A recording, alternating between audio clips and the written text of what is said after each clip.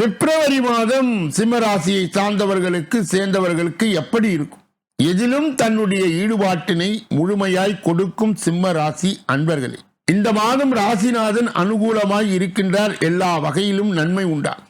தன லாபம் ஏற்படும். அடுத்தவர்களுக்கு உதவுவதில் ஆர்வம் காட்டுவீர்கள். நோய் நீங்கி உடல் ஆரோக்கியம் உண்டாகும். ஆணாக இருந்தால் பெண், பெண்ணாக இருந்தால் ஆண், இவர்களால் செலவு ஏற்படும்.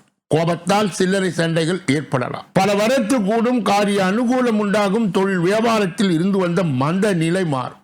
விற்பனை அதிகரித்து பழைய வாக்குகள் வசூலாவதில் வேகம் காணப்படும். உத்தியோகத்தில் இருப்பவர்கள் புத்தி சாதுரியத்தால் வேலைகளை திறமையாக செய்து முடித்து பாராட்டை பெறுவீர்கள். குடும்பத்தில் நிம்மதி காணப்படும்.